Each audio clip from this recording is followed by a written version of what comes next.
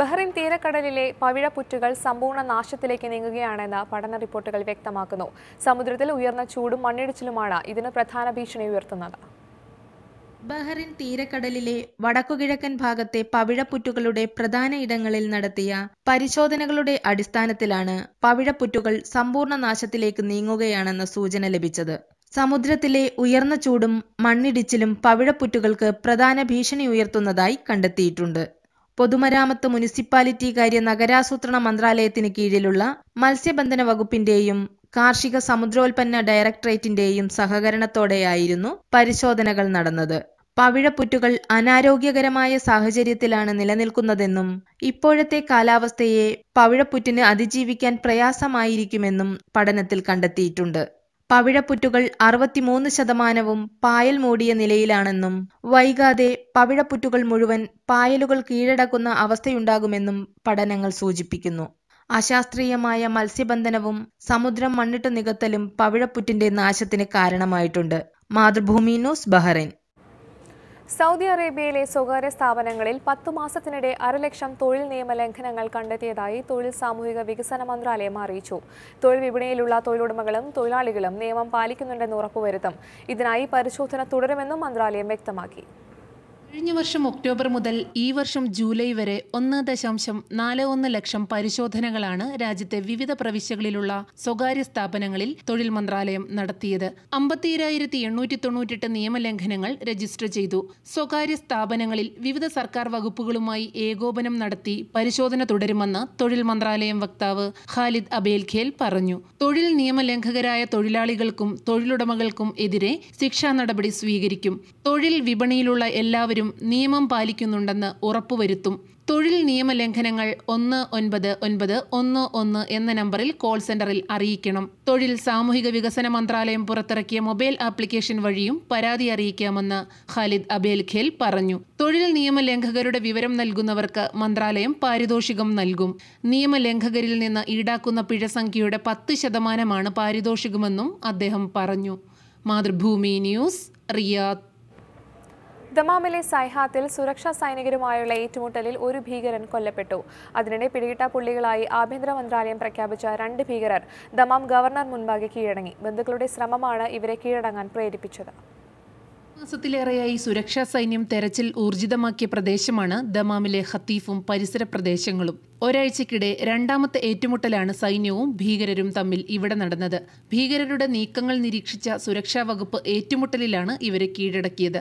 ഭീകരരോട് കീഴടങ്ങാൻ ആവശ്യപ്പെട്ടെങ്കിലും വിസമ്മതിച്ചു. സുരക്ഷാ സൈനികർക്ക് നേരെ ഭീകരർ നിരന്തരം വെടിയുതിർക്കുകയും ചെയ്തു. തുടർന്ന് സൈന്യം നടത്തിയ പ്രത്യാക്രമണത്തിലാണ് ഒരു ഭീകരൻ കൊല്ലപ്പെട്ടത്. മറ്റ് 2 ഭീകരർ അറസ്റ്റിലായി. ഇവരിൽ ഒരാൾക്ക് പരിക്കേറ്റു. 3 ആഴ്ച മുമ്പ് സൈഹാത്തിൽ 3 ഭീകരർ ഏറ്റുമുട്ടലിൽ കൊല്ലപ്പെട്ടിരുന്നു. അൽ സുഹൂറിൽ നടന്ന ഏറ്റുമുട്ടലിൽ ജഅഫർ അൽ മുബൈരിക്, സാദിഖ് അൽ ദർവേഷ്, ഹസൻ അബു അബ്ദുള്ള എന്നിവരാണ് കൊല്ലപ്പെട്ടതെന്ന് ആഭ്യന്തര മന്ത്രാലയം അറിയിച്ചു. ബുധനാഴ്ച ഭീകരർ നടത്തിയ ആക്രമണത്തിൽ സ്വദേശി പൗരൻ കൊല്ലപ്പെടുകയും മറ്റൊരാൾക്ക് പരിക്കേൽക്കുകയും ചെയ്തിരുന്നു. അൽ മുസവ്വറയിലെ വീടുകളിൽ നിന്ന് മാറി താമസിക്കുന്നതിന് പ്രദേശവാസികളെ കൊണ്ടുപോയ ബസ്സിന് നേരെയാണ് ഭീകരർ ആക്രമണം നടത്തിയത്. അതിനിടെ ഭീകരപ്രവർത്തനം നടത്തിയതിന് 5 വർഷം മുമ്പ് ആഭ്യന്തര മന്ത്രാലയം ഭീകരരായി പ്രഖ്യാപിച്ച 2 പേർ കീഴടങ്ങി. റംസി മുഹമ്മദ് അബ്ദുള്ള അൽ ജമാൽ, അലി ഹസൻ അഹമ്മദ് അൽ സയ്ദ് എന്നിവരാണ് സ്വമേധയാ കീഴടങ്ങിയത്. ബന്ധുക്കൾക്കൊപ്പം ദമാം പ്രവിശ്യയിലെ ഗവർണറേറ്റിൽ എത്തിയാണ് ഇരുവരും കീഴടങ്ങിയത്. Mathrubhumi news, Riyadh. സൗദിയിലെ വിദേശികളുടെ വർക്ക് പെർമിറ്റിനുള്ള ഫീസ് വർദ്ധിപ്പിച്ചിട്ടില്ലെന്ന് തൊഴിൽ മന്ത്രാലയം. സോഷ്യൽ മീഡിയ വഴിയുള്ള വ്യാജ പ്രചരണം അധികൃതർ നിഷേധിച്ചു. സൗദിയിലെ വിദേശികളുടെ മക്തബുൽ അമൽ ബത്താക്ക എന്ന വർക്ക് പെർമിറ്റ് കാർഡിനുള്ള ഫീസ് ഉയർത്തിയിട്ടില്ലെന്ന് സൗദി തൊഴിൽ സാമൂഹിക ക്ഷേമ മന്ത്രാലയം അറിയിച്ചു. ഇത് സംബന്ധമായി സോഷ്യൽ മീഡിയകൾ വഴി വ്യാജ പ്രചരണം നടക്കുന്നതിന്റെ പശ്ചാത്തലത്തിലാണ് തൊഴിൽ സാമൂഹിക ക്ഷേമ മന്ത്രാലയം പ്രസ്താവന പുറപ്പെടുവിച്ചത്. സോഷ്യൽ മീഡിയകൾ വഴി പ്രചരിക്കുന്ന വ്യാജ വാർത്ത അധികൃതർ നിഷേധിച്ചിട്ടുണ്ട്. ഏതെങ്കിലും തരത്തിലുള്ള ഫീസ് ഉയർത്തുകയോ മറ്റോ ചെയ്താൽ മന്ത്രാലയം ഔദ്യോഗികമായി അറിയിക്കുമെന്നാണ് തൊഴിൽ സാമൂഹിക ക്ഷേമ മന്ത്രാലയം അറിയിച്ചിട്ടുള്ളത്. നിതാക്കാത്ത് പ്രകാരം സ്വദേശിവൽക്കരണ തോത് വർദ്ധിപ്പിക്കാനുള്ള അടുത്ത ഘട്ടം ദുൽഹജ്ജ് 12 മുതൽ ആരംഭിക്കും. സ്വകാര്യ സ്ഥാപനങ്ങളിൽ നിർബന്ധമാക്കിയ സ്വദേശിവൽക്കരണ തോത് വീണ്ടും വർദ്ധിപ്പിച്ചായിരിക്കും പുതിയ ഘട്ടം നടപ്പിലാക്കുക. ഗാർഹിക തൊഴിലാളികളുടെ വിസയ്ക്കു വേണ്ടിയുള്ള ഇൻഷുറൻസ് തുക വർദ്ധിപ്പിക്കുമെന്ന പ്രചരണവും മന്ത്രാലയം നിഷേധിച്ചിട്ടുണ്ട്. Mathrubhumi news, Jeddah. UAE രാഷ്ട്രപിതാവ് Sheikh Zayed bin Sultan Al നഹ്യാന്റെ 100ാം ജന്മശതാബ്ദി വർഷമായ 2018 UAE സായിദ് വർഷമായി ആചരിക്കും. UAE president Sheikh Khalifa bin Zayed Al നഹ്യാനാണ് സായിദ് വർഷമായി ആചരിക്കുമെന്ന പ്രഖ്യാപനം നടത്തിയത്.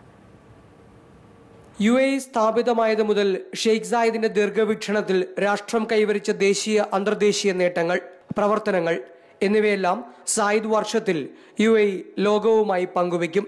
ദേശീയതയുടെയും രാജ്യസ്നേഹത്തിന്റെയും അടയാളമായി ഷെയ്ഖ് സായിദിനെ ഉയർത്തിക്കാട്ടുന്ന രീതിയിലാകും പ്രചാരണ പരിപാടികൾ. UAEയിലെ മുഴുവൻ ജനങ്ങളെയും ഒരു കൊടിക്കീഴിൽ അണിനിരത്തിയ ഷെയ്ഖ് സായിദിന്റെ ഭരണ നൈപുണ്യവും രാജ്യസ്നേഹവും മനുഷ്യസ്നേഹവും സായിദ് വർഷാചരണത്തിന്റെ മുഖ്യ വിഷയങ്ങളായി ലോകത്തിനു മുന്നിൽ ആവിഷ്കരിക്കുമെന്ന് Sheikh Khalifa bin Zayed Al Nahyan വ്യക്തമാക്കി. ഷെയ്ഖ് സായിദിന്റെ നേതൃത്വവും UAEയുടെ പൈതൃകവും ദീർഘവീക്ഷണവുമെല്ലാം ആശയങ്ങളാവുന്ന പദ്ധതികളും പരിപാടികളുമാണ് ജന്മശതാബ്ദി വർഷത്തിൽ നടപ്പാക്കുക. വിദ്യാഭ്യാസത്തിനും സാങ്കേതികതയ്ക്കും പ്രഥമ പരിഗണന നൽകുന്ന പ്രവർത്തന പദ്ധതികളാണ് രാഷ്ട്രം നടപ്പാക്കാൻ ഒരുങ്ങുന്നത്. അസാധ്യമായത് സാധ്യമാക്കുന്ന ഷെയ്ഖ് സായിദിന്റെ പ്രവർത്തന ശൈലിയാണ് UAEയുടെ മുന്നോട്ടുള്ള പോക്കിനെയും ഊർജിതമാക്കുന്നതെന്നും UAE വൈസ് പ്രസിഡന്റും പ്രധാനമന്ത്രിയും ദുബായ് ഭരണാധികാരിയുമായ ഷെയ്ഖ് മുഹമ്മദ് പറഞ്ഞു. സായിദ് വർഷം പ്രഖ്യാപിച്ച ഉടൻ തന്നെ വിവിധ സർക്കാർ സ്ഥാപനങ്ങളും സ്വകാര്യ സ്ഥാപനങ്ങളും വ്യക്തികളും സന്തോഷപൂർവ്വം ഈ തീരുമാനത്തെ സ്വാഗതം ചെയ്തു. Mathrubhumi news, Dubai. ഈ വർഷം ജൂൺ മാസം വരെ ദുബായിൽ സീറ്റ് ബെൽറ്റ് ധരിക്കാതെ യാത്ര ചെയ്തതിന് പിടിയിലായത് 37,519 പേർ. 400 ദിർഹവും 4 ബ്ലാക്ക് പെയിന്റുമാണ് ശിക്ഷയായി വിധിക്കുന്നത്. ഈ വർഷം ജനുവരി മുതൽ ജൂൺ മാസം വരെ സീറ്റ് ബെൽറ്റ് ധരിക്കാത്തതിന് മാത്രം പോലീസ് പിടിയിലായത് 37,510 പേരാണ്. ജൂലൈ മാസം മുതൽ പിറകിലിരിക്കുന്നവർക്കും സീറ്റ് ബെൽറ്റ് നിർബന്ധമാക്കിയിട്ടുണ്ട്. 10 വയസ്സിന് താഴെയുള്ള കുട്ടികൾക്ക് പ്രത്യേക ചൈൽഡ് സീറ്റ് ഒരുക്കി സീറ്റ് ബെൽറ്റ് ധരിപ്പിക്കണം. സീറ്റ് ബെൽറ്റ് ധരിക്കാതെ വാഹനത്തിൽ ഇരുന്നാൽ ഉത്തരവാദിത്വം ഡ്രൈവർമാർക്കാണ്. 400 ദിർഹം പിഴയും 4 ബ്ലാക്ക് പോയിന്റുമാണ് ശിക്ഷയായി കിട്ടുക. 2016 സീറ്റ് ബെൽറ്റ് ധരിക്കാതെ ശിക്ഷ കിട്ടിയവർ 42,291 പേരായിരുന്നു. വാഹനത്തിന് മുൻസീറ്റിൽ 10 വയസ്സിന് താഴെയുള്ള കുട്ടികളെ ഇരുത്താൻ പാടില്ല. കുട്ടികളെ മടിയിൽ ഇരുത്തി യാത്ര ചെയ്യുന്ന അമ്മമാർ പ്രത്യേകം ശ്രദ്ധിക്കണമെന്നും ഇത് ഡ്രൈവർമാർ അനുവദിക്കരുതെന്നും ട്രാഫിക് വകുപ്പ് ഡയറക്ടർ ബ്രിഗേഡിയർ സെയ്ഫ് മൊഹേർ അൽ മസ്റൂയി പറഞ്ഞു. നിയമം പാലിക്കാൻ മാത്രമല്ല, അപകടമുണ്ടായാൽ പരിക്ക് ഗുരുതരമാകാതിരിക്കാനും സീറ്റ് ബെൽറ്റുകൾ സഹായകരമാണെന്നും അദ്ദേഹം കൂട്ടിച്ചേർത്തു. Mathrubhumi news, Dubai. Abu Dhabi India social centre കുട്ടികൾക്കായി സംഘടിപ്പിക്കുന്ന സമ്മർ ക്യാമ്പിന് തുടക്കമായി. വിവിധ ഭാഗങ്ങളിൽ നിന്നുള്ള 200ഓളം കുട്ടികളാണ് ക്യാമ്പിൽ പങ്കെടുക്കുന്നത്. ലേണിംഗ് ഫുൾ എൻജോയ്മെന്റ് എന്ന പേരിലാണ് ക്യാമ്പ് സംഘടിപ്പിച്ചിരിക്കുന്നത്. കളികളിലൂടെയും കഥകളിലൂടെയും കാര്യങ്ങൾ പങ്കുവയ്ക്കുന്ന വേദിയാണിത്.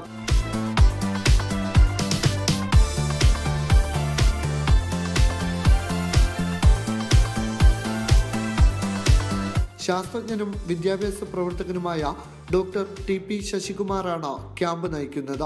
ആഗസ്റ്റ് 24 വരെ നടക്കുന്ന ക്യാമ്പിൽ വെള്ളി, ശനി ദിവസങ്ങളിൽ രാവിലെ മുതൽ വൈകുന്നേരം വരെയും മറ്റു ദിവസങ്ങളിൽ വൈകുന്നേരവുമാണ് ക്ലാസുകൾ നടക്കുക. സെന്ററിൽ നടന്ന ഉദ്ഘാടന ചടങ്ങിൽ സാഹിത്യ വിഭാഗം secretary Rajeevan Maroli, acting general secretary Brijesh Thomas, camp coordinator RV Jayadevan തുടങ്ങിയവർ പങ്കെടുത്തു. അബുദാബിയിലെ വിവിധ വിദ്യാലയങ്ങളിൽ നിന്നുള്ള 8നും 17നും ഇടയിൽ പ്രായമായ 200ഓളം കുട്ടികളാണ് ക്യാമ്പിൽ പങ്കെടുക്കുന്നത്. Mathrubhumi news, Abu Dhabi. കുവൈറ്റിൽ പ്രവർത്തിക്കുന്ന എല്ലാ ദൃശ്യശ്രാവ്യ അച്ചടി മാധ്യമങ്ങളും ഉത്തരവാദിത്വത്തോടെ പ്രവർത്തിക്കണമെന്ന് തിങ്കളാഴ്ച ചേർന്ന പ്രത്യേക മന്ത്രിസഭാ യോഗം ആവശ്യപ്പെട്ടു. തെറ്റായ വാർത്തകളോ പ്രസ്താവനകളോ പ്രചരിപ്പിക്കരുതെന്നും സമൂഹത്തിൽ സ്പർദ്ധ വളർത്തുന്ന തരത്തിൽ വാർത്തകൾ പ്രസിദ്ധീകരിക്കരുതെന്നും കുവൈറ്റ് പ്രധാനമന്ത്രി ഷെയ്ഖ് ജാബിർ അൽ മുബാറക് അൽ സബയുടെ അധ്യക്ഷതയിൽ കൊട്ടാരത്തിൽ ചേർന്ന മന്ത്രിസഭാ യോഗം മുന്നറിയിപ്പ് നൽകി. അബ്ദുലി ചാരക്കേസിൽ ഒളിവിൽ പോയ പ്രതികളെ കണ്ടെത്തുന്നതിന് ആഭ്യന്തര മന്ത്രാലയം സുരക്ഷാ പരിശോധന ശക്തമാക്കിയ സാഹചര്യത്തിലാണ് മന്ത്രിസഭയുടെ നിർദ്ദേശം. സ്വാതന്ത്ര്യദിനത്തോടനുബന്ധിച്ച് ബഹ്റൈൻ SKSF സംഘടിപ്പിക്കുന്ന ഫ്രീഡം സ്ക്വയർ ആഗസ്റ്റ് 15-ന് മനാമയിൽ നടക്കുമെന്ന് ഭാരവാഹികൾ അറിയിച്ചു. ഒരുമയോടെ വസിക്കാം, സൗഹൃദം കാക്കാം എന്ന പ്രമേയത്തിൽ ഇന്ത്യക്കകത്തും പുറത്തും ഗൾഫ് രാഷ്ട്രങ്ങളിലുമായി SKSF കേന്ദ്ര കമ്മിറ്റി സംഘടിപ്പിക്കുന്ന ദേശീയോദ്ഗ്രഥന സ്വാതന്ത്ര്യദിന സംഗമങ്ങളുടെ ഭാഗമായാണ് ബഹ്റൈനിലും ഫ്രീഡം സ്ക്വയർ നടക്കുന്നത്. പരിപാടിയുടെ വിജയത്തിനായി ഉസ്താദ് അഷ്റഫ് അൻവരി ചേലക്കര ചെയർമാനും നവാസ് കൊലം ജനറൽ കൺവീനറുമായ വിപുലമായ സ്വാഗത സംഘത്തിന് കഴിഞ്ഞ ദിവസം രൂപം നൽകി.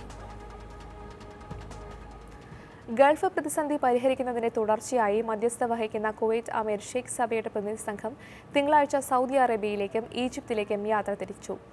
സൗദി അറേബ്യയിലെത്തിയ കുവൈറ്റ് പ്രധാനമന്ത്രിയും വിദേശകാര്യമന്ത്രിയുമായ ഷെയ്ഖ് സബ അൽ ഖാലിദ് അൽ അഹമ്മദ് അൽ സബ അമീറിന്റെ കത്ത് സൗദി കിരീടാവകാശിയായ Mohammed bin Salman bin Abdul അസീസിന് കൈമാറി.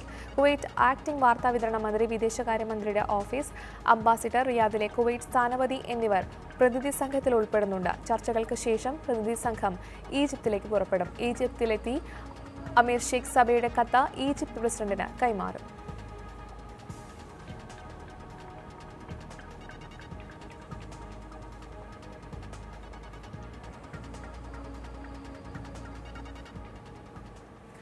ബഹ്റൈനിൽ വിവിധ സർക്കാർ സേവനങ്ങളുടെ വേഗത വർദ്ധിപ്പിക്കുന്നതിനുള്ള ഒന്നാം ഘട്ട പ്രവർത്തനം നിലവിൽ വന്നു.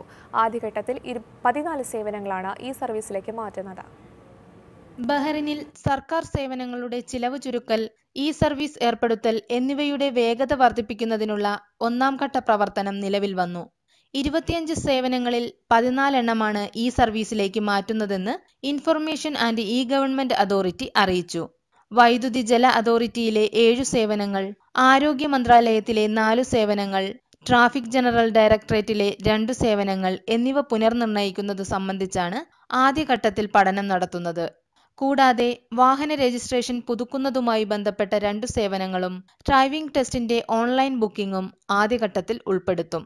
വൈദ്യുതി ജല അതോറിറ്റിയിലെ വരിക്കാരന്റെ പേരുമാറ്റൽ, കെട്ടിട ഉടമയുടെ പേരുമാറ്റൽ, വൈദ്യുതി, വെള്ളം എന്നിവയുടെ പുതിയ കണക്ഷന് വേണ്ടിയുള്ള അപേക്ഷ, കണക്ഷൻ വിച്ഛേദിക്കലും പുനഃസ്ഥാപിക്കലും തുടങ്ങിയ സേവനങ്ങളാണ് ജലവൈദ്യുത അതോറിറ്റി നവീകരിക്കുന്നത്. ഈ സർവീസുകളുടെ ഗുണമേന്മ ഉയർത്തുക, സേവനങ്ങൾ ലഭിക്കുന്നതിന്റെ സമയം, ചെലവ്, അധ്വാനം എന്നിവ ചുരുക്കുക തുടങ്ങിയ മേഖലകളിലാണ് പഠനങ്ങൾ നടക്കുന്നത്.